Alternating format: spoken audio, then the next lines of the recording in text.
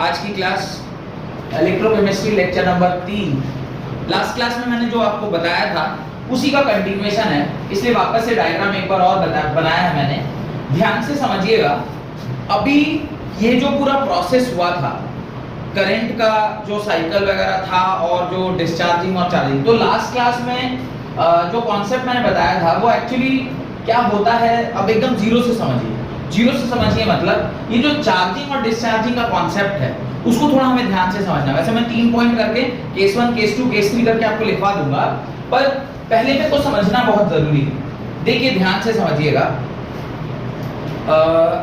ऐसे समझिए कि इसका जो पोटेंशियल है दैट इज 1.1 वोल्ट। इसमें तो कोई डाउट नहीं है क्योंकि ये एक एक्सपेरिमेंटल फैक्ट है जो इक्वेशन के माध्यम से अचीव किया गया है। अब जब आप इस पर्टिकुलर अरेंजमेंट में यहां पर आपने ये लगाया, क्या कहते हैं उसको, लोड लगाया, तो जब V = 0 होगा, यानी आउटसाइड सर्किट का पोटेंशियल अगर 0 हुआ और इस सेल का पोटेंशियल 1.1 है, तो जो करंट है वो कहां से कहां फ्लो करेगा, from higher potential to lower potential, यानी the current will flow from this to this. This to this का मतलब है the current will flow from positive terminal to negative terminal outside the circuit. Done. अब ये V की value 1.1 volt हो गई। ध्यान से समझिएगा, V की वैल्यू क्या हो गई, 1.1 वोल्ट, यानी एक्सटर्नल सर्किट की वैल्यू कितनी हो गई, 1.1 वोल्ट, और इंटरनल सर्किट की वोल्टेज कितनी है, 1.1 वोल्ट। जब ये दोनों बराबर हो गए, जब ये दोनों बराबर हो गए, will the current flow, will the current will flow, the current will not flow। ये इक्विलिब्रियम कंडीशन होगा। this will act as a equilibrium condition where there is no current, because current flow कराने के लिए आपको क्या होना चाहिए, potential difference होना चाहिए। जब पोटेंशियल डिफरेंस ही नहीं होगा तो करंट कैसे फ्लो करेगा। थर्ड केस देखिए, अभी वोल्टेज जो मैंने एक्सटर्नल दिया है वो सपोज करिए 2.0 वोल्ट हो गया। अब बताइए करंट कहां से कहां फ्लो करेगा, from this side to this side और from this side to this side, नीचे से ऊपर। इन दैट केस जब आपका external voltage is greater than internal voltage, now it is no more a electrochemical cell, it will act as a electrolytic cell। external voltage अगर internal voltage से क्या हो जाएगा, बड़ा हो जाएगा, तो फिर ये हायर पोटेंशियल पे और ये सेल लोअर पोटेंशियल पे, इस टाइम पे the current will flow from this to this। तो इस टाइम पे इसकी क्या हो रही होगी, चार्जिंग हो रही होगी, और इस टाइम पे इसकी क्या हो रही होगी, डिस्चार्जिंग हो रही होगी। यहाँ पे ये डिस्चार्ज कर रहा होगा, यहाँ पे ये चार्ज कर रहा होगा। ये कौन सा कंडीशन है, equilibrium condition, where no current is flowing. ये कॉन्सेप्ट समझ में आया क्या। इसके मुताबिक इसमें 3 करंट के डायरेक्शन आ रहे हैं। मेरे से क्या हुआ था लास्ट क्लास में, 2 करंट का डायरेक्शन मिक्स कर गया था, जो आपने डाउट पूछा था मेरे से कि सर ये अंदर अलग होगा बाहर अलग होगा।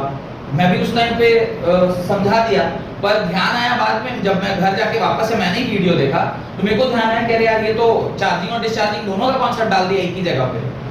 There is a difference. इसके अंदर का जो करंट है इसमें 2 डायरेक्शन होगा, एक ड्यूरिंग चार्जिंग एक अलग डायरेक्शन होगा और एक डिस्चार्जिंग के दरमियान अलग चार्जिंग होगा। चार्जिंग और डिस्चार्जिंग का कॉन्सेप्ट कहां से आता है, पोटेंशियल डिफरेंस से। पोटेंशियल जब बैटरी की पोटेंशियल बड़ी होगी और एक्सटर्नल सर्किट की पोटेंशियल छोटी होगी, तो यहां से यहां करंट फ्लो करेगा, because this is at higher potential and this is at lower potential. जब बैटरी की पोटेंशियल 1.1 वोल्ट और एक्सटर्नल पोटेंशियल भी 1.1 वोल्ट है, there is no potential difference between battery and external circuit, no current will flow, और उस time पे वो equilibrium circuit कहलाता है। Current is not flow even if you are connected to the battery but the current is not flow। Third case, जब external circuit is at 2.0 volt and जो battery है वो 1.1 वोल्ट पे है, तो ये external voltage is greater than internal, यानी battery का जो वोल्टेज है, तो इस टाइम पे current will flow from this to this. Done. तो उस टाइम पे अगर पॉजिटिव टू नेगेटिव जा रहा है करंट, तो अभी इसके टाइम पे क्या होगा, the current will flow opposite to the direction in which it is flowing. ठीक है, ये बात समझ में आ गई। इसी 3 केस को एक बाय एक करके आपको लिखना है, राइट। कुछ कंटिन्यूएशन में पढ़ाई होगी, राइट? वो आपने लिखा है ना 1 मोल पर लीटर, उसके बाद पैराग्राफ चेंज करके लिखिए, if an external opposite potential is applied to the galvanic cell, if an external opposite potential is applied to the galvanic cell and increased slowly, धीरे धीरे आप उसको क्या कर रहे हैं, इंक्रीज कर रहे हैं। देख रहे हैं आप यहाँ पर there is a gradual increase, आपने 0 किया, फिर कभी 0.1 किया होगा, फिर 2, 0.2, 0.3 ऐसे बढ़ाते बढ़ाते कहां तक लेके आए 1.1 तक, फिर 1.1 से बढ़ाते बढ़ाते कहां तक लेके आए 2 तक। There is a gradual increase, 0 से लेकर आप धीरे धीरे उसको क्या कर रहे हैं, इंक्रीज कर रहे हैं। एक बार में नहीं बढ़ा, एक बार में बढ़ाइएगा तो फिर आप उसके जो एक्शंस को कैसे देख पाइएगा कि क्या हो रहा है।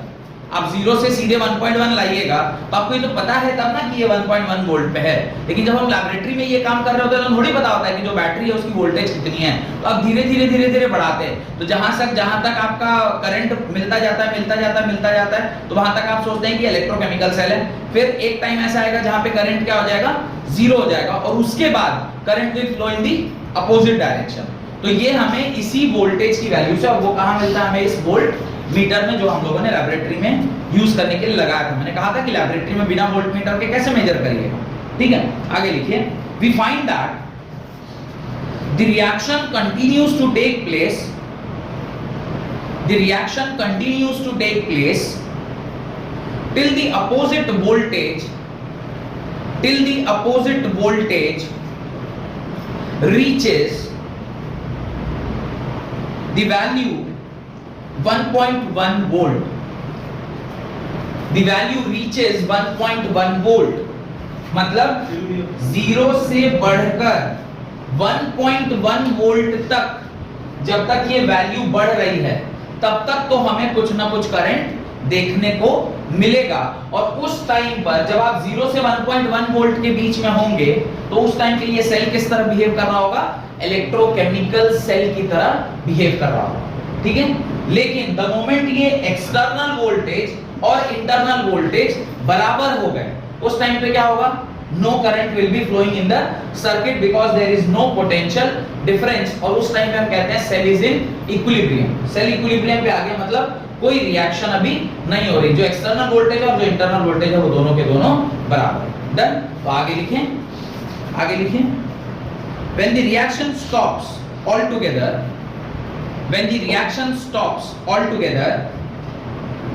and no current flows through the cell,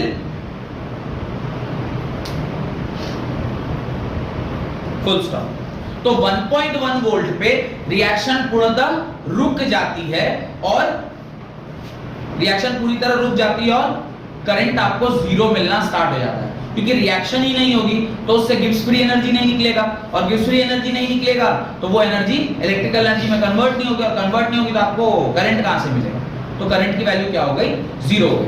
इसलिए याद रखिएगा, लास्ट क्लास में जब हम लोग ये इलेक्ट्रिसिटी पढ़ रहे थे तो मैंने आपसे बताया कि electricity is actually energy, transmission of energy from one end to another. Electricity energy ही है, क्योंकि अगर वो एनर्जी का फॉर्मेट नहीं है तो फिर यहाँ पर हम लोग एनर्जी के रूप में इसके जिक्र कैसे कर रहे हैं, इसके बारे में बात कैसे कर रहे हैं, बात समझ में आ रही है।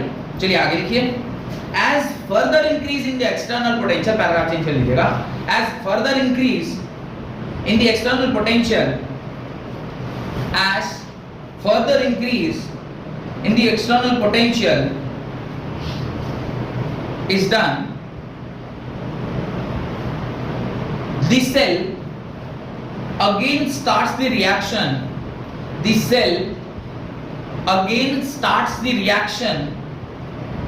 but this time in opposite direction. As further increase in the external potential is done, the cell again starts the reaction but in opposite direction. It means now which energy is converted into which energy? Now electrical energy is converted into non-spontaneous chemical energy. Spontaneous तो नहीं होगा ना। अब जो reaction वो करवा रहा होगा वो कैसी रिएक्शन करवा रहा होगा?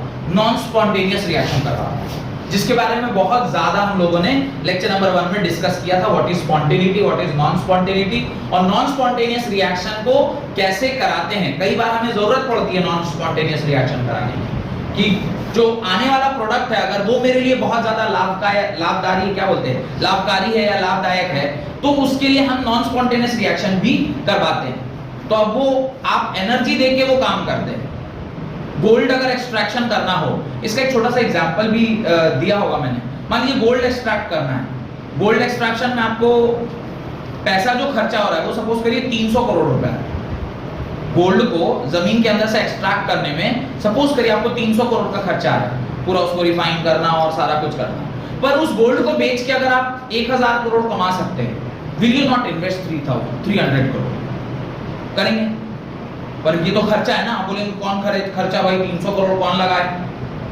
समझ रहे हैं मैं क्या बोल रहा हूँ? ये इंस्टीट्यूट इतना बड़ा मैंने बनाया, खर्चा किया, क्या सोचे? I will also get some return. क्या I will also get some return. तो वो रिटर्न के लिए ना तो इनिशियल आदमी कुछ इन्वेस्टमेंट करता है। ऐसे ही नॉन स्पॉन्टेनियस रिएक्शन में क्या होता है, आप कुछ एनर्जी इन्वेस्ट करते हैं in order to get a better return, ताकि जो प्रोडक्ट बना है वो प्रोडक्ट मेरे को कुछ मिलके कुछ मैं अच्छा उससे यूज में ले लूं। तो वो भी हमारे लिए बहुत जरूरी होता है। तो लिखें आगे, it now functions, it means, हाँ लिखो, it means electrical energy is converted into non-spontaneous chemical energy. Electrical energy is converted into non-spontaneous chemical energy, and it functions like a electrolytic cell. तो इस केस में वो किस तरह behave कर रहा है? इन थर्ड केस, अगर मैं इसे केस लिखूं, पहले वाले को लिख दूं केस 1, दूसरे वाले को लिख दूं केस 2 और तीसरे वाले को लिख दूं केस 3। तो पहला वाला जो केस है वो कौन सा केस है? इलेक्ट्रोकेमिकल सेल का केस है। It is a case of electrochemical cell. Last वाला इज इलेक्ट्रोलाइटिक सेल, ये इलेक्ट्रोलाइटिक सेल का केस है। और जहां पर कोई भी करंट नहीं फ्लो कर रही है, यानी the value of internal potential और एक्सटर्नल पोटेंशियल इज सेम, इस टाइम पे आपको कोई करंट नहीं मिलता है, तो this is the condition of no current in the circuit, in the circuit, या इक्विलिब्रियम सर्किट भी कह सकते हैं। तो इस प्रकार से आपको 3 केसेस उसके नीचे बनानी है। अभी लिखिएगा मत, लिखिए। Hence, an electrochemical cell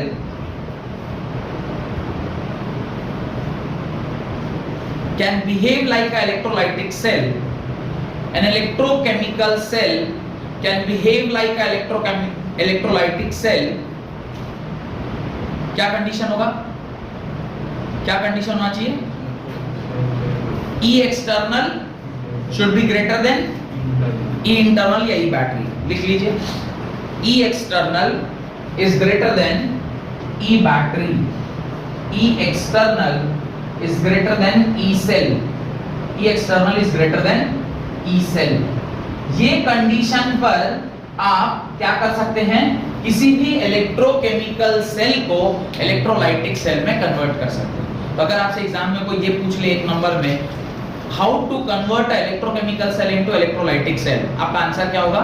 when E external is greater than E cell, that particular cell will behave as a electrolytic cell। ठीक है? और अगर E external is less than E cell होगा तो क्या होगा? E external is less than E cell, in that time it will behave as a electrochemical cell, and when E external is equal to E cell, no current will flow in the circuit। देखिए case 1, case 1, when the external potential is lower than, when the external potential is lower than E cell, when the external potential is lower than E cell, E external is lower than E cell, E external is lower than E cell, under this condition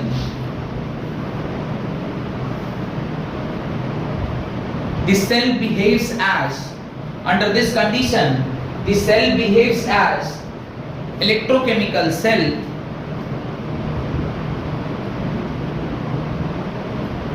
behaves as electrochemical cell.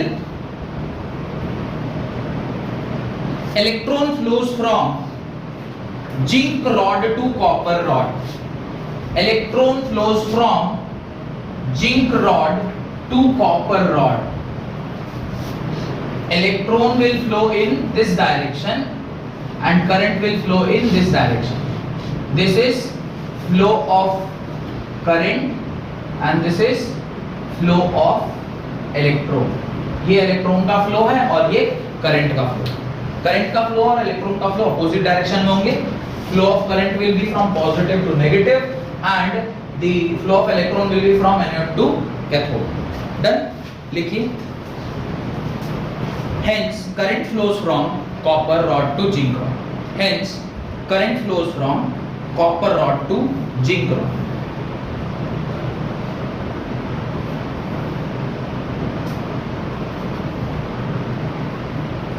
In which zinc anode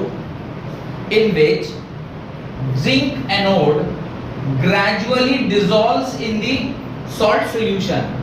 In which zinc rod gradually dissolves in the salt solution and copper gets deposited on cathode. In which zinc gradually dissolves in the salt solution and copper gets dissolved on the copper rod या copper electrode या cathode. Zinc get dissolved in the salt solution and copper gets deposited on the cathode या copper rod या copper electrode, जो भी लिखिए. Done. पहला वाला जो अभी केस लिखवाया है ये एंटायर सिनेरियो किसके लिए था? फॉर अ इलेक्ट्रोकेमिकल सेल के लिए. इलेक्ट्रोकेमिकल सेल के केस में क्या होता है? जिंक धीरे धीरे डिसॉल्व करेगा. अगर जिंक डिसॉल्व नहीं करेगा फिर आप ये इक्वेशन लिखते कैसे हो? Zn gives Zn2++ 2 electron. यही लिखे थे ना, जहां पे ये 0 से कहां जा रहा था? 2 को जा रहा था और नंबर इंक्रीज कर रहा था, तो इसका क्या हो गया? ऑक्सीडेशन हो गया. यही समझ में आ रहा है? यानी ये जो आपका जिंक का रॉड है ये धीरे धीरे क्या करेगा? डिसॉल्व होता जाएगा. किसमें? इस सेल में. तब ना ये 2 इलेक्ट्रॉन यहाँ पे डिसॉल्व होंगे, तभी तो 2 इलेक्ट्रॉन मिलेगा. और जैसे ही यहाँ 2 इलेक्ट्रॉन मिलेगा ये सॉल्ट ब्रिज उस 2 इलेक्ट्रॉन को कहां तक पहुंचा देगा? यहां तक पहुंचा देगा. अब यहां पर 2 इलेक्ट्रॉन है. ये इलेक्ट्रोलाइट के अंदर क्या क्या प्रेजेंट है? Cu2+ प्रेजेंट है.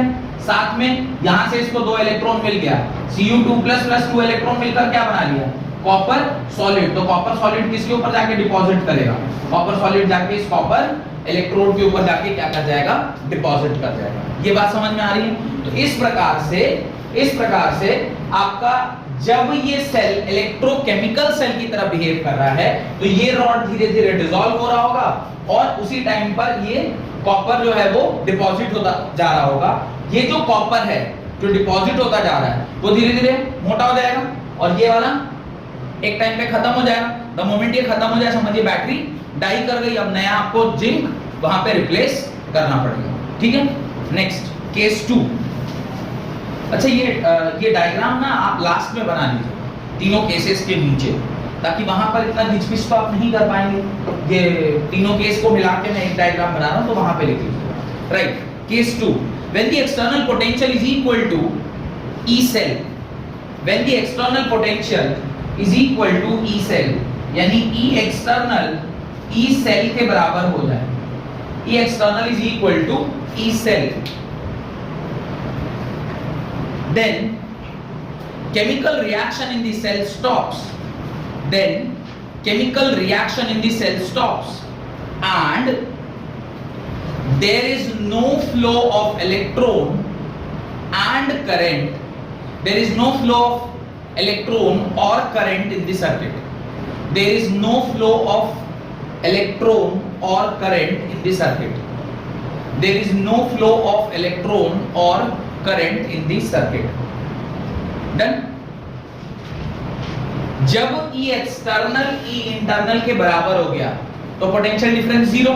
Where there is no potential difference, the current will neither flow from anode to cathode or from cathode to anode. किसी भी तरफ से करंट फ्लो नहीं करेगा। डन। तो E external is equal to E cell पे no current flows। जो condition क्या है? External voltage is 1.1 volt and internal voltage is 1.1। ये सेल की वैल्यू है और ये एक्सटर्नल मैंने बताया जहाँ पे केस 1, केस 2, केस 3 इस प्रकार से लिखा हुआ है। तो आप जो डायग्राम बनाएंगे तो लिख लीजिएगा ये जो वैल्यू है वो किसकी है? ई सेल की वैल्यू, और इधर जो मैंने लिखा है वो किसकी वैल्यू है? ई एक्सटर्नल की वैल्यू लिखी हुई है। थर्ड केस देखिए, when the external potential is more than E cell, when the external potential is more than E cell, यानी ये जो ई एक्सटर्नल है ये बड़ा हो जाए ई सेल से, जो मैं यहां पर आपको समझा रहा था। ई एक्सटर्नल क्या हो जाए? ई सेल से बड़ा हो जाए। उस केस में क्या होगा? This cell will, the reaction will reverse, there will be reversibility in the reaction। पहले a spontaneous reaction was converting into electrical energy, now electrical energy is making that reaction a non spontaneous reaction। जो product बन रहा था उसको आप उल्टे दिशा में बोल रहे हैं, नहीं, तुम ये प्रोडक्ट ना बना के तुम जहां से आए हो वहीं जाओ, तुम जो रिएक्टेंट थे वहीं पे चले जाओ, तुम प्रोडक्ट बनने की जरूरत नहीं है। अब वो खुद ब खुद प्रोडक्ट बना रहा था तभी ना वो स्पॉन्टेनियस था, आप उसको बोले नहीं तुम प्रोडक्ट नहीं बनाओगे, तुम जाओ, तुम घर जाओ, है ना? कई बार ऐसा होता है। कहाँ होता है बताइए? जब हम लोग ना कोई काम खुद से बड़ी मन से करते रहते हैं। मम्मी ने ऐसा कुछ किचन में कुछ सब्जी वगैरह रख दिया, ठीक है, अब आप देखिए मम्मी अभी नहा रही है, आप गए हेल्प करने के मोटिव से, मोटिव हेल्प करना था, आप हेल्प करने के मोटिव से गए, और बंदा को भी आप लिए, और बंदा को वो चाहे आप कुछ भी बैगन वगैरह कुछ लिया और बैगन को ना पूरा स्लाइसेस में काट दिया, गोल गोल, है ना, या फिर उसको छोटा छोटा कटिंग कर दिया। मम्मी उधर से आई, सपोज आपने क्या किया, छोटा छोटा जो सब्जी बनाने वाला टुकड़ा होता है वैसे में कन्वर्ट कर दिया, है ना? कौन बोला था चुने के लिए? मैं इससे बचका बनाने वाली थी, आप तो गए थे हेल्प करने, आपने उसको छोटे छोटे सब्जी वाले पीस में कट कर दिया, अभी वो आई बोली इसको तो गोल गोल काटना था, लेकिन ऑलरेडी कहानी हो चुकी थी। फिर वो भागो यहाँ से, आता वाता कुछ है नहीं, चले आए किचन में। जनरली लड़कियों का ऐसे ताने मिलते हैं, लड़कों को तो किचन तक जाते भी हैं, मतलब लाइक मैगी बनाने के अलावा, हाँ किचन जाते हो, खाना बना लेते हो, सही है, मतलब कुछ कुछ सीख गए हो बनाना। हाँ, आप लोग का तो मतलब लाइक मैगी बना लिया तो कुकिंग हॉबी हो गया आप लोग का। लाइक लड़कियों का तो ऐसे ही है, लाइक मैगी बना लिया तो कुकिंग हॉबी। मैगी बैन हुआ था, सारी लड़कियां अपना हॉबी बदल ली, कुकिंग हैबिट, वो पहले मैगी बनाना था वो कुकिंग हॉबी था, अभी मैगी बैन हो गया, सारी लड़कियां उदास है, भगवान एकमात्र चीज आती थी किचन में वो भी खत्म हो गई।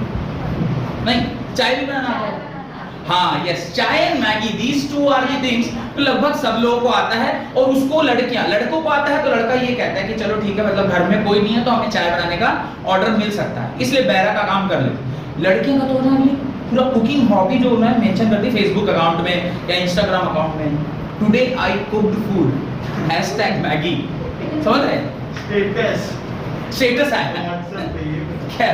तो मैं बोल क्या रहा था, कहाँ चला गया? हाँ, तो ये क्या होता है, कई बार आप ना कुछ अच्छा कर रहे होते हैं लेकिन गड़बड़ हो जाता है, तो स्पॉन्टेनियस आप गए थे कुछ अच्छा करने, पर जब आपकी मम्मी ने फटकारा, वो अच्छाई, जब आज के बाद किचन आएंगे तुम्हारे, हाँ काट देंगे, बोलना कल से बोलना, सब काट देंगे, तो वो जो आपका रिएक्शन था, you are converting a spontaneous reaction into a non spontaneous reaction. आपकी मम्मी ने डांटा, और वो जो डांट था वो क्या था, वो एक्सटर्नल एनर्जी था जो आपके स्पॉन्टेनिटी को, जो आपका किचन जाना स्पॉन्टेनियस हुआ था, अचानक से किसी दिन नॉन स्पॉन्टेनियस फेनोमेना में बदल गया। अब इसके किचन में कभी नहीं जाएंगे, बोलना ना कभी काट देने के लिए सब्जी, जाएंगे किचन, प्याज काट दो। जनरली मम्मी को प्याज कटवाती थी, है ना, प्याज पर पक्का, मतलब बच्चों से, बच्चे मतलब आप लोगों से बोलते होगी थोड़ा प्याज काट दो, मैं तब तक तेल में भून रही तो थोड़ा प्याज काट दो। सबसे टफ जॉब वही रहता है ना, रुलाता है, इससे कि बच्चे लोगों को दे दो, थोड़ा रोएगा ही तो क्या होगा, क्या? तो थर्ड केस के अंदर आप लिखें व्हेन, अच्छा ये लिख लिया ना, क्या तो लिखा बताइए, when the external potential is equal to E cell more than E cell, the reaction is reversed and show the polarity of the electrode and show the polarity of electrode। तो इलेक्ट्रोड की polarity भी change कर जाती है। कब? जब E external क्या होता है? ग्रेटर देन E सेल होता है। अभी एनोड क्या हो जाएगा? पॉजिटिव, और कैथोड क्या हो जाएगा? नेगेटिव। क्या बोल रहा हूं मैं, ध्यान से समझिएगा। In case of electrolytic cell the polarity of the electrodes changes. Polarity of electrode change करेगा, तो अब जो पहले ये इलेक्ट्रोकेमिकल सेल में दिस वाज नेगेटिव, अब वो क्या हो जाएगा? पॉजिटिव हो जाएगा, और ये जो पहले पॉजिटिव था वो अब क्या हो जाएगा? नेगेटिव हो जाएगा। अब मेरा एनोड पॉजिटिव है और कैथोड नेगेटिव है, तो करंट कहां से कहां फ्लो करेगी? From positive to negative. तो आप देखिए, मैंने ब्लू से बनाया है फॉर इलेक्ट्रोकेमिकल सेल और ब्लैक से बना रहा हूं फॉर इलेक्ट्रोलाइटिक सेल। तो this will be flow of electron, sorry flow of current, और इसके उल्टे क्या होगा? Flow of electron.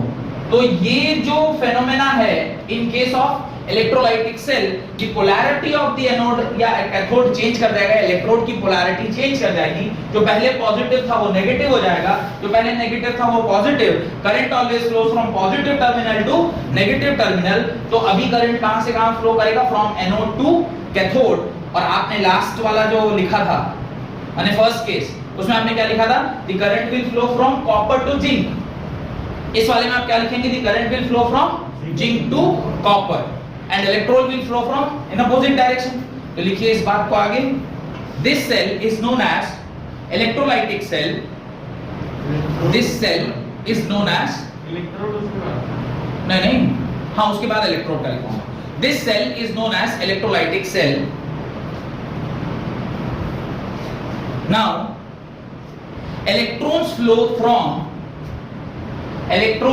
from क्या लिखेंगे? Copper electrode to zinc electrode, copper electrode to zinc electrode, and current flows from क्या होगा बताइए? जिंक टू कॉपर या in opposite direction, zinc to copper या in opposite direction. Full stop. Now अब क्या होगा? Cathode will be dissolved and zinc ion will be deposited। अब इस टाइम पे कैथोड डिसॉल्व हो रहा होगा और ये इसके ऊपर जिंक क्या हो रहा होगा? डिपॉजिट हो रहा होगा। एग्जैक्टली अपोजिट टू जो हमारा इलेक्ट्रोकेमिकल सेल में हुआ था। तो बस एक लाइन लिख लीजिए, और जब हम लोग इलेक्ट्रोलाइटिक सेल डिटेल में पढ़ेंगे वहां पे फिर से, ये तो एक बार और हमें बनाना ही है, तो वहां पे फिर हम लोग इलेक्ट्रोलाइटिक सेल की पूरी कहानी पढ़ेंगे। अभी फिलहाल जो बोर्ड पर बना हुआ है ये इलेक्ट्रोकेमिकल सेल का है। चूंकि अभी इलेक्ट्रोकेमिकल सेल का पार्ट चल रहा है तो अभी यही वाला रहने देते हैं। सिर्फ ये बता दीजिएगा कि दो पेन से आप लोग भी लिखिएगा कि ब्लू वाला जो है वो हमने किसके लिए बनाया है? इलेक्ट्रोकेमिकल सेल के लिए, और नीचे वाला जो बनाया है वो इलेक्ट्रोलाइटिक सेल के लिए। कल मेरे से यहीं पर थोड़ी सी भूल हो गई, मैंने दोनों सेल को क्या कर दिया था? मिक्स कर दिया था। मेरे को ध्यान दोनों ही ध्यान था, पर जब अचानक से पढ़ाना स्टार्ट किया तो अचानक से जब पढ़ा रहा था तो ध्यान नहीं हुआ कि अंदर वाले में मैंने इलेक्ट्रोलाइटिक सेल का बता दिया और बाहर वाले में मैंने इलेक्ट्रोकेमिकल सेल का बता दिया। तो कल मेरे से ही गलती हो, ठीक है? तो कल की क्लास में ये आज वाला जो डायग्राम बनाएंगे तो क्लैरिफाई हो जाएगा कि कब होगा, कब डायरेक्शन कैसा होगा। तो याद रखिएगा, इलेक्ट्रोकेमिकल सेल में डायरेक्शन ऐसा होता है और इलेक्ट्रोलाइटिक सेल में डायरेक्शन ऐसा रहता है, ठीक है? राइट। उसके नीचे लिखें, ये लाइन लिखिए कि zinc is now zinc gets deposited and copper gets dissolved. ये लाइन लिखे हैं? नहीं, लिखिए उसके नीचे zinc is deposited at zinc electrode, zinc is deposited at zinc electrode, dissolve हो रहा है। जिंक इज डिपॉजिटेड, वो इलेक्ट्रोकेमिकल सेल में ये डिसॉल्व हो रहा था और ये डिपॉजिट हो रही थी। अभी इलेक्ट्रोलाइटिक सेल में ये डिपॉजिट हो रहा है और ये डिसॉल्व हो रहा है, ठीक है? Zinc is deposited at zinc electrode and copper gets dissolved from copper electrode. Copper gets dissolved from copper electrode. और उसके नीचे इस प्रकार का एक डायग्राम आप अपनी कॉपी में बना लें, ठीक है? ये एक डायग्राम आप अपनी कॉपी में बना लें। अब आपको हेडिंग डालना चाहिए इंपॉर्टेंट कॉन्सेप्ट्स, और ये इंपॉर्टेंट कॉन्सेप्ट क्या चीज के लिए हमें चाहिए, ये इंपॉर्टेंट कॉन्सेप्ट चाहिए, in order to calculate the value 1.1 volt. तो वो 1.1 वोल्ट कैलकुलेट करने के लिए या फिर नर्स इक्वेशन तक पहुंचने के लिए कुछ चीजों की जानकारी होनी चाहिए। जैसे इसको अगर एक छोटे से एग्जांपल से समझे तो कोई भी जो फाइनल प्रोडक्ट बनता है, उस फाइनल प्रोडक्ट को बनाने के देयर आर वेरियस प्रोसेसेस। तो आप हर इंडिविजुअल प्रोसेस को जब नहीं जानेंगे तो फाइनल प्रोडक्ट बनाना बहुत मुश्किल है ना। मेरे से मेरी वाइफ एक बार पूछी खाना कैसा, तो मैंने बोला सब्जी दाल और ये सब का तो पता नहीं, भात बहुत टेस्टी। बोला भात टेस्टी, मैंने कहा सबसे ज्यादा मेहनत तो आपको इसी में लगा, लेकिन कैसे? मैंने कहा ऑल टुगेदर आपने वो पूरा प्रेशर कुकर उठाया होगा, फिर उसको एक बार थाली में धोया, फिर आपने वो कंटेनर में से चावल निकाल के उसमें डाला, फिर उसको डालने के बाद फिर 2-3 राउंड उसको धोया, धोने के बाद फिर उसमें आपने गिनती से पानी डाला होगा, फिर पानी डालने के बाद आपने प्रेशर कुकर लगाया होगा, फिर उस प्रेशर कुकर को आपने चूल्हे पे चढ़ाया, चूल्हे पे चढ़ाने के बाद आप सीटी अपना मोबाइल देखते हुए रूम से इंतजार कर रहे थे और सीटी बजा तो आप दौड़ के आके उसको बंद किया। इतना मेहनत किसी और खाने में नहीं हो सकता। सबसे ज्यादा टेस्टी, जिसमें ज्यादा मेहनत वो ज्यादा टेस्टी, वो ज्यादा टेस्टी बना करेगा ही उसको बढ़िया से करेगा। लेकिन ये जो चावल बनाने का प्रोसेस है इंडिविजुअली, अच्छा जो लोग घर में ये काम किए हों वो पूरा कनेक्ट कर पा रहे होंगे कि हाँ यार यही सारा काम तो हम लोग चावल बनाने वक्त करते हैं। जिसको मम्मी या घर में कोई भी कहता है कि अरे चावल चढ़ा लेना, ये ऐसा काम है कि घर के छोटे बच्चों को भी ये बोल दिया जाता है कि सब्जी होती है चावल चढ़ा लो। चावल चढ़ाना इज वेरी इजी जॉब, सबसे आसान काम ये होता है। बट आप रिलेट कर पा रहे थे क्योंकि आप इंडिविजुअली वो प्रोसेस को इमेजिन कर पा रहे हैं। अभी 1.1 वोल्ट जो हमें लाना है वो लाएंगे हम नर्स इक्वेशन में जाके, पर नर्स इक्वेशन तक पहुंचने के लिए ये जो एक बीच की जो प्रोसेसेस हैं वो इंडिविजुअली अगर हम नहीं समझेंगे तो फिर वो नर्स इक्वेशन नहीं समझ में आएगी। वैसे ही जैसे वो चावल नहीं पकेगी अगर आप इंडिविजुअली एक प्रोसेस को नहीं करेंगे। बात समझ में आई? तो वो इंडिविजुअल प्रोसेसेस को हमें करना है जिसके अंदर आपको ये सारे इंपॉर्टेंट कॉन्सेप्ट्स आपको सीखने होंगे। तो पहला जो कॉन्सेप्ट है वो like electrode potential. First concept जो हमें सीखना है that is electrode potential. Electrode potential, अब देखिए एज सच इलेक्ट्रोड पोटेंशियल किसको बोलेंगे? ये जो बार-बार मैं 1.1 वोल्ट बोल रहा हूं that is only electrode potential. No, जो पोटेंशियल एक एनोड और एक कैथोड के बीच में डेवलप हो जाए वही ना इलेक्ट्रोड पोटेंशियल है।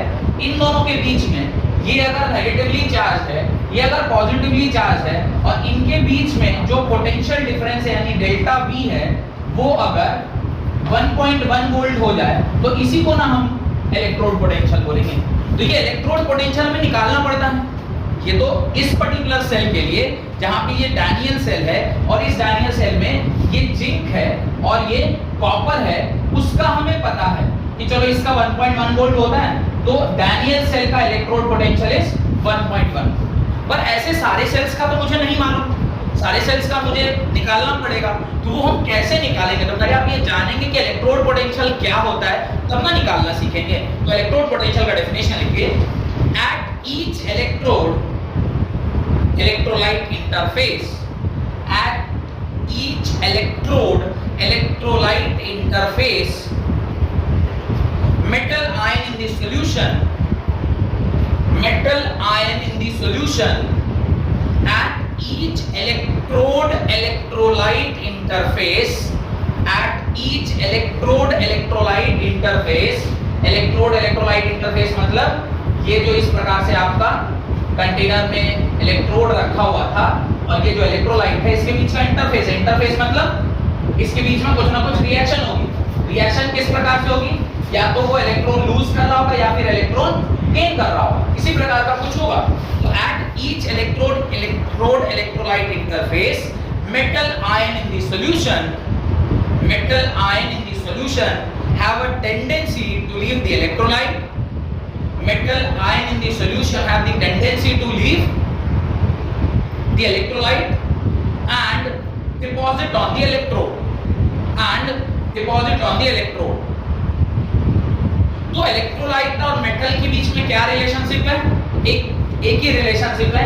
एक जगह पर ये क्या हो रहा है, डिसॉल्व हो रहा है, तो दूसरी जगह पे ये डिपॉजिट हो रहा था, या फिर ये डिसॉल्व हो रहा है तो ये डिपॉजिट हो रहा है, depending upon the type of electrolytic cell.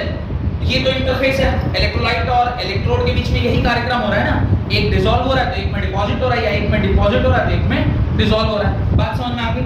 आगे लिखिए, trying to make it positively charge, deposit on the electrode, trying to make it positively charged, full stop.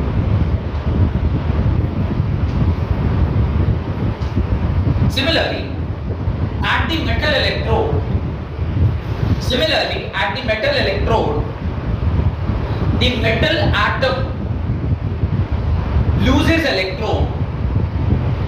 The metal atom loses electron. Metal atom loses electron, making electrode negatively charged. Making electrode negatively charged. And metal ion formed goes to the electrolyte. And metal ion formed goes to the electrolyte. As a result, full stop देखा लिखिएगा, as a result of this, a separation of charge takes place. As a result of this, separation of charge take place. Charges क्या हो रहे हैं? Separate कर जा रहे हैं। एक कंटेनर में पॉजिटिव चार्ज रह रहा है और दूसरे कंटेनर में नेगेटिव चार्ज। इसी वजह से आप देखोगे एनोड के ऊपर कौन सा चार्ज डाला है आपने? नेगेटिव, और कैथोड के ऊपर कौन सा चार्ज डाला है? पॉजिटिव। रीजन, यहाँ पर Cu2+ 2 इलेक्ट्रॉन्स क्या कर रहे थे? कॉपर बना रहे थे, और यहाँ पे Zn was dissociating into Zn2++ 2 electron. तो आयन बन रहा है और चार्ज डेवलप हो रहे हैं, चार्ज सेपरेट हुआ। जहां पे सेपरेशन ऑफ चार्ज है, आपने कैपेसिटर में भी पढ़ा है, और मैंने जब आपको पोटेंशियल पढ़ाया था तब भी पढ़ा था कि जब चार्ज सेपरेट होते हैं तो वहां पे फील्ड प्रोड्यूस होगा। जहां इलेक्ट्रिक फील्ड वहां इलेक्ट्रिक पोटेंशियल, और जहां पोटेंशियल वहां पे पोटेंशियल डिफरेंस। बात समझ में आ रही? और वही उसका इलेक्ट्रोड पोटेंशियल होगा। चलिए आगे लिखिए, as a result of this a separation of charge occur at the electrode, full stop, depending on the net charge at the equilibrium, depending on the net charge, full stop देखा लिखिए, depending on the net charge at the equilibrium, the electron may be positive or negative, the electrode may be positive or negatively charged. Depending on the net charge at equilibrium, the electrode may be positively or negatively charged with respect to the solution. With respect to the solution. Solution के respect में ये जो electrode है वो या तो positively charged रह सकता है या फिर negatively charged रह सकता है। Done? If it is positively charged, if it is positively charged, अगर वो पॉजिटिवली चार्ज है, और हम किसके बारे में बात कर रहे हैं? इलेक्ट्रोकेमिकल सेल के बारे में बात कर रहे हैं, तो उसे हम क्या बोलेंगे? कैथोड बोलेंगे। अगर वो नेगेटिवली चार्ज है और हम किसके बारे में बात कर रहे हैं? इलेक्ट्रोकेमिकल सेल के बारे में बात कर रहे हैं, तो उसे हम क्या बोलेंगे? एनोड बोलेंगे। याद रखिएगा, इलेक्ट्रोकेमिकल सेल में ही cathode is positive and anode is negative. जैसे ही हम इलेक्ट्रोलाइटिक सेल की बात करेंगे, इसकी पोलैरिटी चेंज कर जाती है। ठीक है, तो आपने क्या लिखा है बताइए?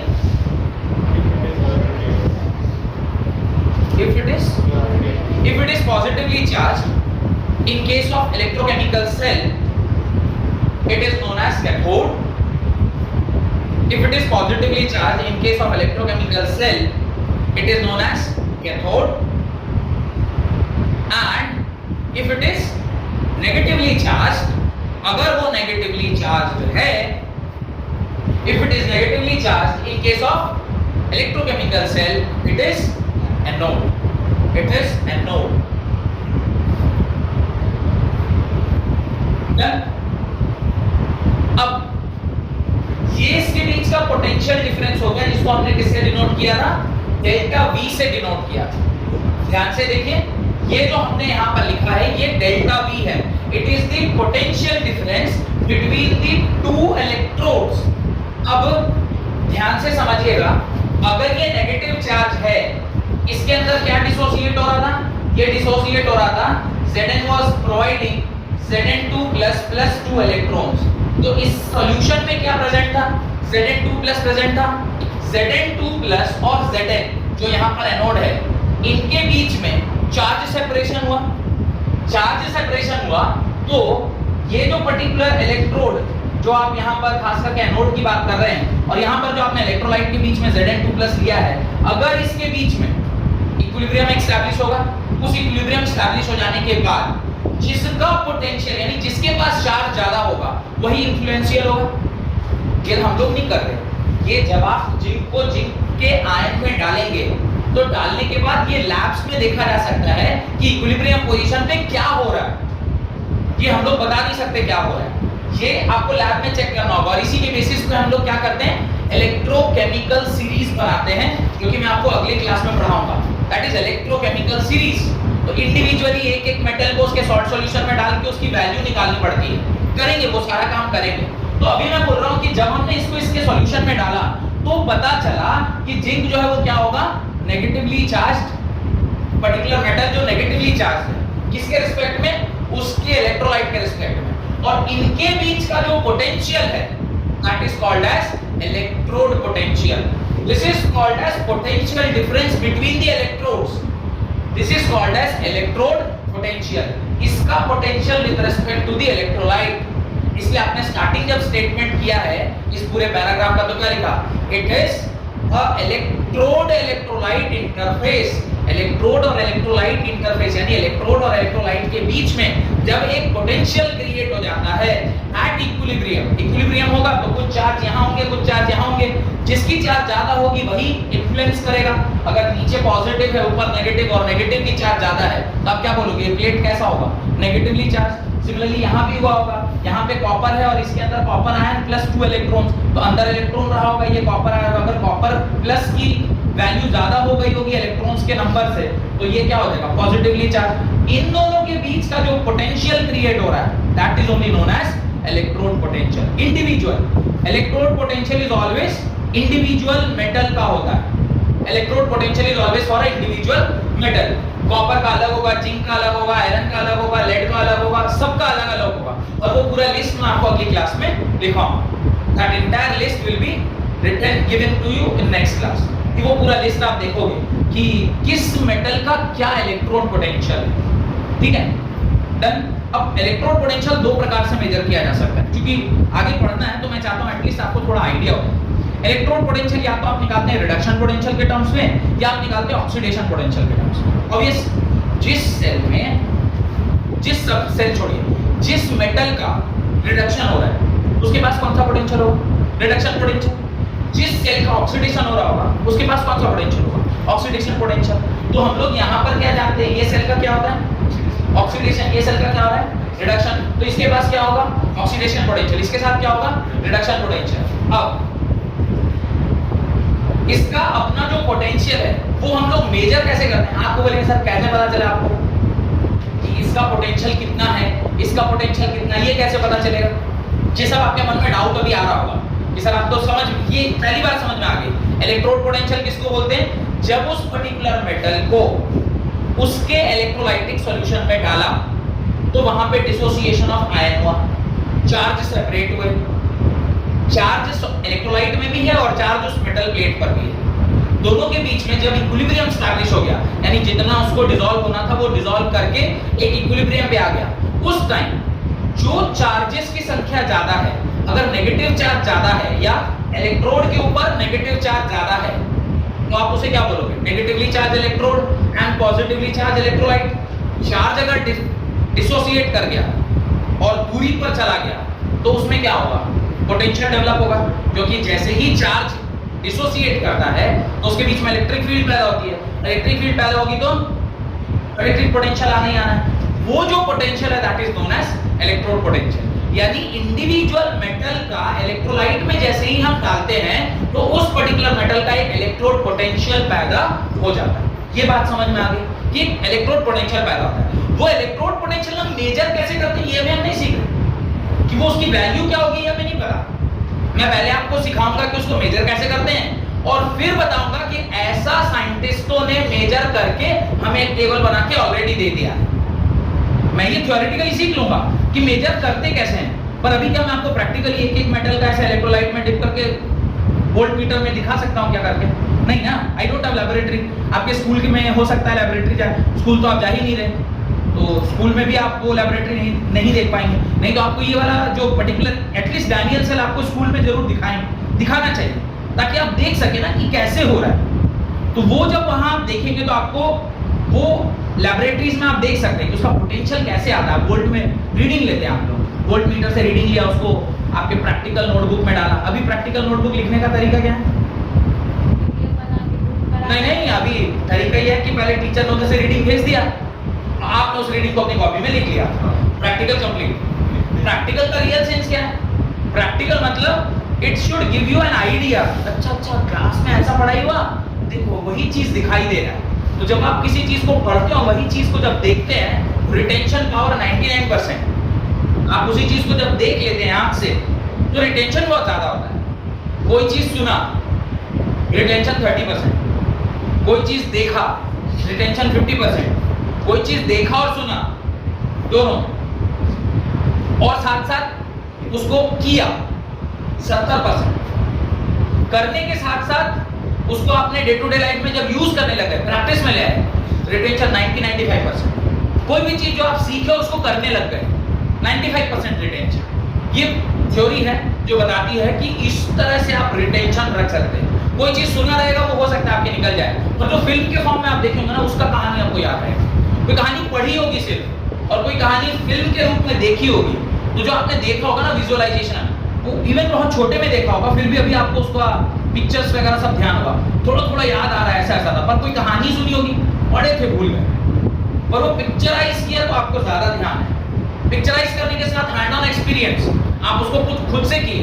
कोई काम अगर आपने पंचर ही बनाना है, पंचर बनाना तो अभी काफी कंट्रोवर्सी में चला गया, नहीं आंसर ने ऐसा पंचर बनवा दिया कि पूरा का पूरा कंट्रोवर्सी हो। पंचर नहीं नहीं बनाना है, इसको कट करना होगा। पंचर नहीं बनाना है, पंचर बनाने के अलावा आप जैसे स्विमिंग सीख सकते हैं। पंचर बोल दिया, ऐसे स्विमिंग भी सीख सकते हैं। स्विमिंग सीखा सपोज करिए, तो स्विमिंग अगर आप कोई ऐसे थ्योरेटिकली बताए, देखो ऐसे हाथ ऐसे करना, ऐसे हाथ करना, ऐसे मुंह निकालना, कितना भी कोई थ्योरी बता ले, जब तक आप पुल में नहीं जाएंगे या नदी में तालाब में नहीं जाएंगे, स्विमिंग आप नहीं सीख सकते। लाख थ्योरेटिकल कोई सिखा ले। Driving can be learn theoretically. तो ऐसे ना ABC है, एक्सीलरेटर, ब्रेक, क्लच, तुम ABC को ऐसे यूज करते हो, पहले वो लेना, क्लच छोड़ना, ब्रेक लेना, आपको कोई थ्योरेटिकली पूरा बता दे। ड्राइविंग लेफ्ट लेने टाइम ये वो तुम सब कर दिया, ये ब्लिंकर है, ये लाइट है, ऐसे सब कर दिया। जब तक आप खुद से कार की सीट पर बैठ के ये काम नहीं करेंगे, संभव नहीं। तो आपको भी ऐसे, अब तो आपके पास मौका नहीं है, अगर बाई चांस स्कूल खुल जाता है तो आप जाके एक बार लेबोरेटरी में देखिए। मैं जो यहाँ थ्योरेटिकली पढ़ाऊंगा कि कैसे electrode potential can be measured, और उसके बेसिस पे वो इलेक्ट्रोकेमिकल सीरीज तैयार की है जो साइंटिस्ट लोगों ने लेबोरेटरी में किया है। पर मैं आपको ये जरूर सिखा दूंगा कि वो मेजर करते कैसे, भले उसको दिखा नहीं पाऊंगा पर सिखा जरूर दूंगा, और फिर वो सीरीज की वैल्यू आपको लिखा दूंगा। उसके बाद जब आप न्यूमेरिकल सॉल्व कर रहे होंगे तो वो वैल्यू आप वहां से उठा के यूज करेंगे, या फिर न्यूमेरिकल के नीचे में वो दिया रहता है, जो एक्सपेरिमेंटल वैल्यू है वो तो प्रोवाइडेड होगा। हम लोग नहीं एक्सपेक्ट करेगा कि आपको पूरा का पूरा वो टेबल, लगभग उसमें मेरे ख्याल से 40 मेटल के नाम होंगे, क्या 40 वैल्यू आपको याद रहेगा? संभव नहीं है। तो वो आपको एग्जाम में प्रोवाइड किया जाएगा कि नीचे में लिखा रहता है इलेक्ट्रोड पोटेंशियल। तो इलेक्ट्रोड पोटेंशियल का जो कॉन्सेप्ट है वो फुल किया, आपको समझ में आ गया। इंडिविजुअल एक मेटल का अपना क्या होता है, एक इलेक्ट्रोड पोटेंशियल होता है, that is a potential between the metal and the electrolyte. ठीक है, अगर स्पेसिफिकली बोलूं तो जिंक का जो होता है -0.76 वोल्ट। अब कहेंगे कहां से है, ये एक्सपेरिमेंट से है। और कॉपर का अगर मैं बताऊं आपको तो कॉपर का होता है 0.34। ये इतना वोल्ट होता है। अभी लिखने की आवश्यकता नहीं, मैं लिखवाऊं कैसे, ध्यान दीजिए। एक को सर बोल रहे हैं पॉजिटिव लिख दिया, एक के सामने नेगेटिव लिख दिया, और आ गए क्या? डाउट होना चाहिए ना सर, एक को पॉजिटिव एक को नेगेटिव क्यों लिखा? अच्छा जो नेगेटिव था उसके सामने नेगेटिव लगा दिया, जो पॉजिटिव था तो पॉजिटिव है। क्या बात है, तुम बहुत स्मार्ट। ये क्या ना रिडक्शन पोटेंशियल, यहाँ हो क्या रहा था ऑक्सीडेशन। आईयूपीएससी ने एक सिस्टम बताया, मान लीजिए अंजलि कोई सवाल सॉल्व कर रही है, इसने बोला मैं सारे का ऑक्सीडेशन पोटेंशियल यूज करूंगा। अंकिता सपोज कोई सवाल यूज बना रही है, वो बोली कि मैं सारे में रिडक्शन पोटेंशियल यूज करूंगी। सपोज अभिजीत कोई सवाल बना रहा है, ये क्या मैं एक बार एक का रिडक्शन यूज करूं, एक का ऑक्सीडेशन यूज करूं, क्या होगा? इनका आंसर उसी सेल का अलग आएगा, इनका आंसर उसी सेल का अलग आएगा और इनका आंसर उसी सेल का अलग आएगा। There should be some standard. IUPAC ने बोला कि आप चाहे कुछ भी उस सेल में हो रहा हो, you have to use only reduction potential. तो सेल के में जो भी हो रहा हो, स्टैंडर्ड ऐसा एक रूल बना दिया कि you have to use only reduction potential. तो अगर ये ऑक्सीडेशन पोटेंशियल होता तो इसकी वैल्यू क्या होती? 0.76। चूंकि ये रिडक्शन हो गया, ऑक्सीडेशन और रिडक्शन में एक नेगेटिव साइन का इंप्लीमेंटेशन होता है, तो ये नेगेटिव साइन हो गया, मतलब अब ये क्या हो गया? Reduction potential. अगर ये ऐसा लिखा होता सिर्फ 0.76, तो अब ये क्या होगा? Oxidation potential. क्या है इसके बारे में और डिटेल में हम लोग पढ़ेंगे जब मैं ये कंटेंट आपको पढ़ा रहा हूं। डन। तो इलेक्ट्रोड पोटेंशियल का कॉन्सेप्ट आपको समझ में आ गया, ये बनाने की आवश्यकता नहीं है। उसके नीचे लिखिए second point, standard electrode potential, SHE, standard electrode potential, standard electrode potential. अब स्टैंडर्ड इलेक्ट्रोड पोटेंशियल क्या है? वही चीज जो अभी मैं आपको समझा रहा था। आईयूपीएससी ने क्या बोला? स्टैंडर्ड किसको मानना है? Reduction potential will be considered as standard. आपको स्टैंडर्ड पोटेंशियल किसको मानना है? सिर्फ और सिर्फ रिडक्शन को। ऑक्सीडेशन को अगर कोई ऐसा सिस्टम नहीं बना गया था, देन जैसे ऑर्गेनिक में हमने नोमेनक्लेचर सीखा है। अब ऑर्गेनिक के नोमेनक्लेचर में अगर वो नियम होता है ना कि alphabetically you have to arrange the all the substituent जो लगा हुआ है, अगर मान लीजिए ऐसा कुछ नियम आईयूपीएससी ने ना बनाया होता तो आपने अलग आंसर लिखना था, आपने अलग आंसर लिखना था, आपने अलग, आपको जो मन में पड़ा, आपने नाइट्रो पहले लिख लिया, ब्रोमो बाद में लिखा, कुछ भी लिख सकते थे। पर आईयूपीएससी ने एक नियम बताया, नहीं, जब आप इनको लिखते हैं आप कैसे लिखेंगे? अल्फाबेटिकल ऑर्डर में लिखेंगे, ताकि सबका आंसर क्या आएगा? सेम आएगा। और चाहे आप किसी भी कंट्री में पढ़ रहे हो, अगर आप नोमेनक्लेचर पढ़ रहे हैं ऑर्गेनिक की, तो एक बच्चा जो ऑस्ट्रेलिया में पढ़ रहा है, एक बच्चा जो अमेरिका में पढ़ रहा है, एक बच्चा जो यूरोप में पढ़ रहा है और एक बच्चा जो इंडिया में पढ़ रहा है, सबका आंसर क्या आना चाहिए? सेम आना चाहिए। तो इसलिए international union of pure and applied chemistry ऐसा एक एसोसिएशन बनाया गया जो स्टैंडर्ड मेंटेन करती है। डन। उसी का स्टैंडर्ड पोटेंशियल या स्टैंडर्ड इलेक्ट्रोड पोटेंशियल एसईपी क्या बारे में लिखिए? The electrode potential under the condition of the electrode potential under the condition of unit concentration of all species, unit concentration of all species। Condition क्या है? Unit concentration होना चाहिए, unit concentration of all species. जितने भी species आप वहां use कर रहे हैं उसका जो पोटेंशियल होना चाहिए, यानी उसका कंसंट्रेशन होना चाहिए, वो क्या होना चाहिए? यूनिटी। यानी स्टैंडर्ड एसएच, ये जो स्टैंडर्ड इलेक्ट्रोड पोटेंशियल है वो कब देखने को मिलता है? जब उसकी कंसंट्रेशन क्या होती है? 1 मोल पर लीटर। अब मेरे ख्याल से आपको ध्यान आ रहा होगा, मैंने आपको पहले लेक्चर में भी लिखवाया था और दूसरे लेक्चर में लिखवाया था कि कंसंट्रेशन क्या होना चाहिए? 1 मोल पर लीटर या 1 मोल पर डीएम क्यूब। याद आ रहा है? तो वो 1 क्यों था? क्योंकि आईयूपीएससी ने ऐसा बताया कि अगर आप उसे स्टैंडर्ड पोटेंशियल इलेक्ट्रोड की तरह यूज कर रहे हैं, तो जिस भी स्पीसीज का आप ऐसे या पोटेंशियल निकालना चाहते हैं, उसका जो इलेक्ट्रोलाइट होगा उसका कंसंट्रेशन क्या होना चाहिए? 1 मोल पर लीटर। ये किसने बताया? आईयूपीएससी ने बताया। तो ऐसा ही हमें करना है, right? The electrode potential under the condition of unit concentration of all species in the half cell is called standard electrode potential, is called standard electrode potential, full stop. According to the IUPAC, according to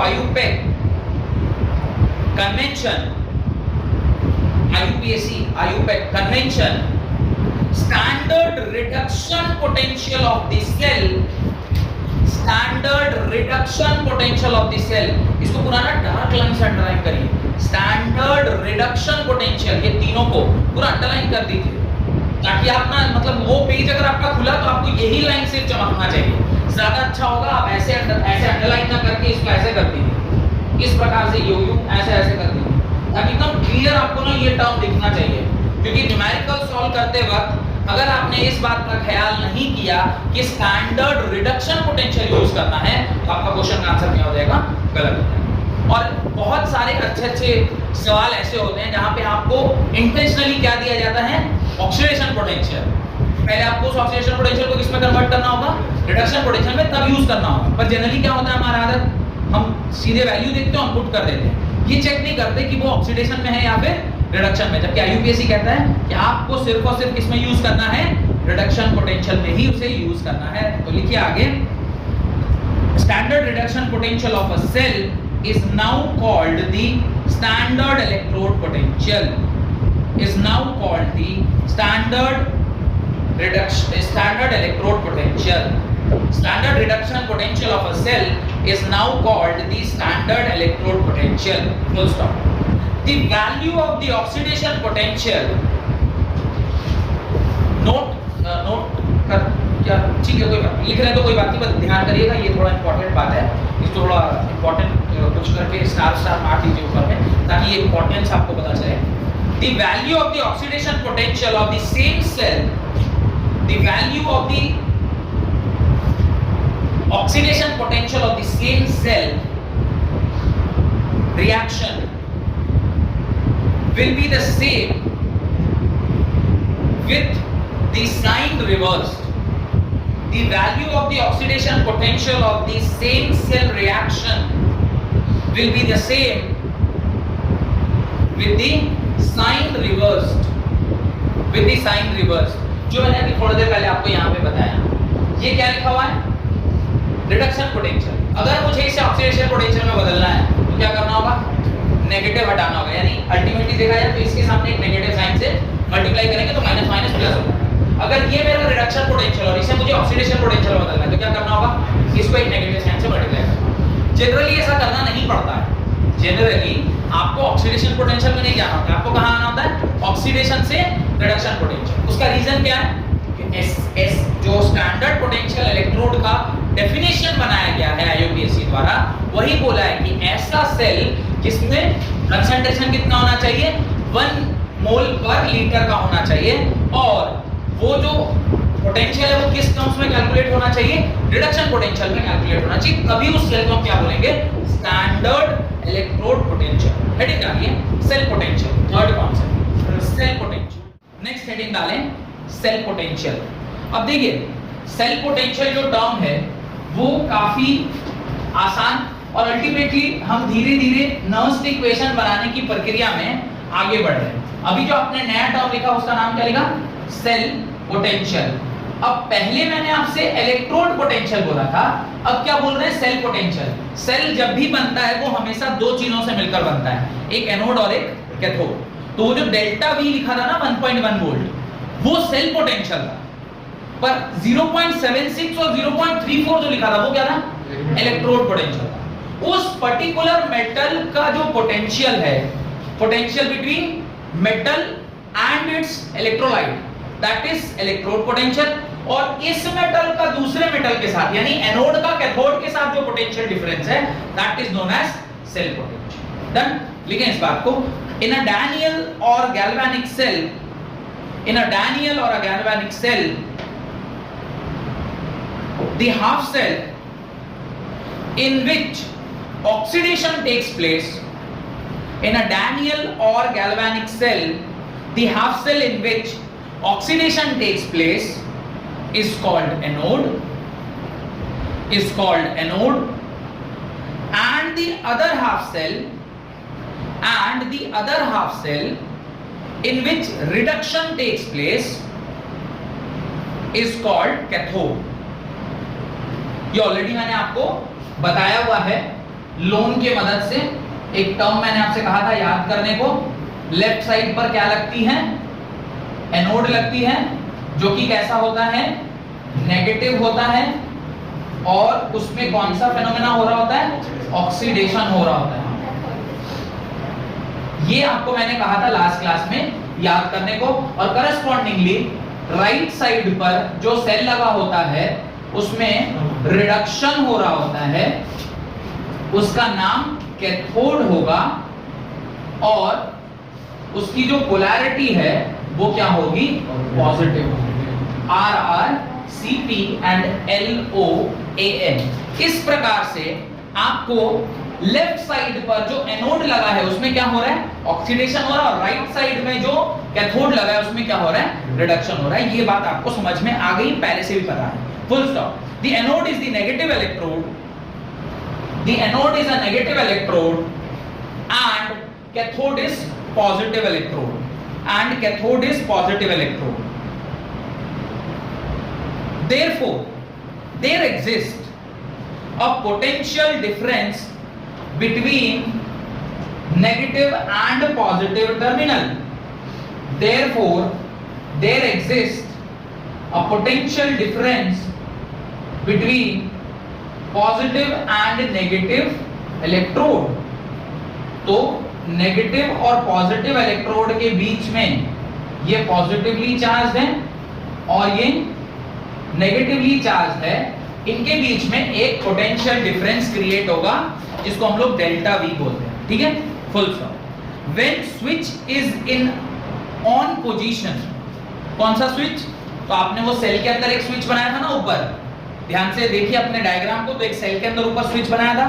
when switch is in the on position, the electron flows from negative terminal to positive terminal, या negative electrode to positive electrode, negative electrode to positive electrode, and the direction of current flows in opposite to that. Direction of current is opposite to that. So direction of current is from positive to negative.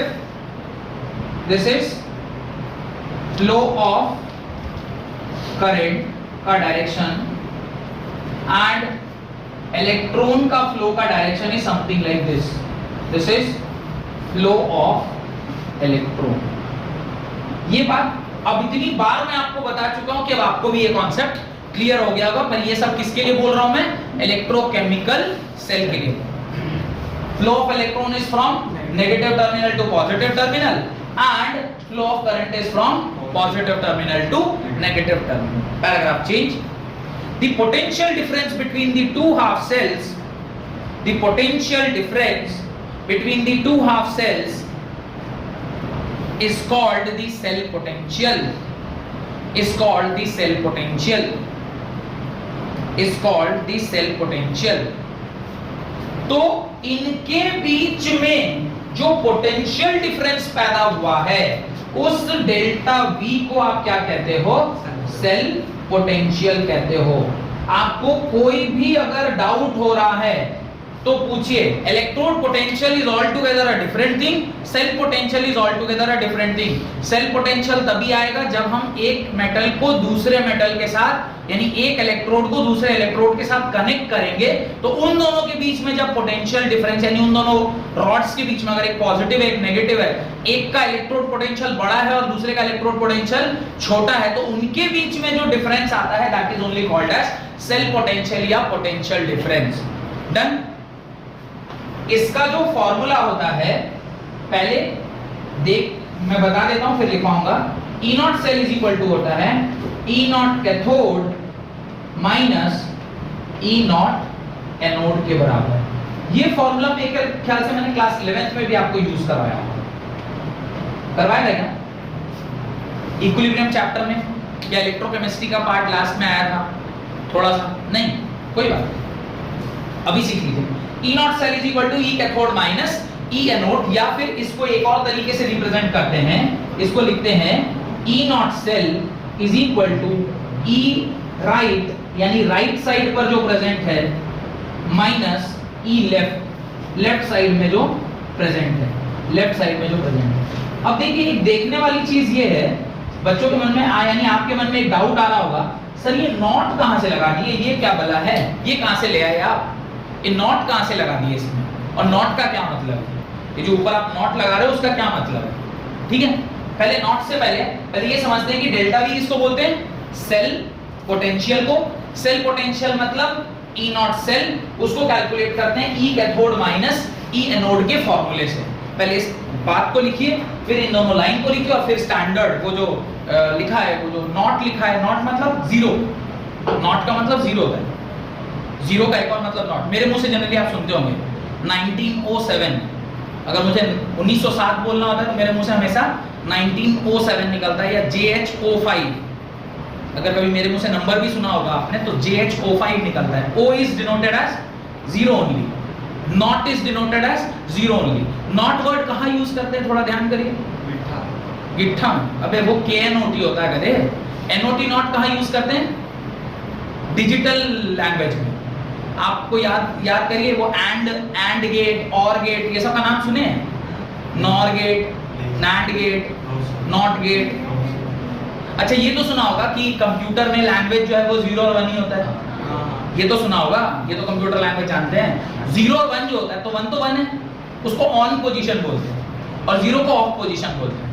तो वो जो 0 है उसी को क्या बोला जाता है, not. 0 is called as not, either it is yes or it is no। तो वो तो 1 होगा, नहीं तो 0 होगा, तो वहीं से वो not वर्ड आया है, not मतलब 0। तो ये जो not है, E नॉट सेल, ये not है, not मतलब 0 जो लिखा हुआ है उसका क्या मतलब, उसको समझते हैं। उससे पहले एक लाइन लिखिए, it is the difference between standard reduction potential of cathode, it is the difference between standard reduction potential of cathode and standard reduction potential of anode। It is the difference between standard reduction potential of cathode and standard reduction potential of anode, and standard reduction potential of anode। उसके नीचे ये दोनों फॉर्मूले लिख लीजिए, E not cell is equal to E cathode minus E not cathode minus E not anode, और ये लिख लीजिए E not cell is equal to E right minus E left, E not right minus E left. और ये जो आपने not डाल दिया, ये नॉट का क्या मतलब है, it is the standard value of potential. Standard value कब निकलता है, जब उसका कंसंट्रेशन क्या होगा, 1 होगा। कंसंट्रेशन अगर चेंज कर गया तो फिर कहानी बदल जाएगी। तो इसलिए अगला जो हेडिंग है वो यही है कि ईएमएफ ऑफ अ सेल क्या होता है। अगला जो हेडिंग होगा वो ईएमएफ ऑफ सेल। तो आप ये लिख लें, E not cell is equal to E of cathode minus E of anode, that is E not cell is equal to E right minus E left.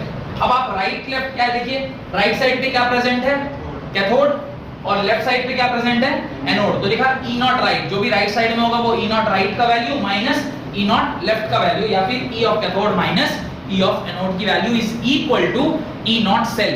Cell का potential कितना है, वो cell कितना पोटेंशियल डिफरेंस क्रिएट करता है, यहां से हम लोग कैलकुलेट करेंगे। अब मेरा नेक्स्ट काम, 2 काम अभी रह गए। आपको पता चल गया कि E सेल कैसे निकालते हैं। अब मेरे को काम है भाई, ये जो E नॉट कैथोड लिखा हुआ है ये क्या है, what is the meaning of E not cathode, it is the electrode potential of cathode, और E नॉट एनोड क्या है, इलेक्ट्रोड पोटेंशियल ऑफ एनोड। इन दोनों की वैल्यू अगर कोई मेरे को बता दे, जिस भी सेल का, तो मैं वो E नॉट सेल निकाल लूंगा। अभी देखिए, थोड़ी देर पहले मैंने आपको बोर्ड पर लिखवाया था, दोनों का इलेक्ट्रोड पोटेंशियल लिखवाया था, ठीक है।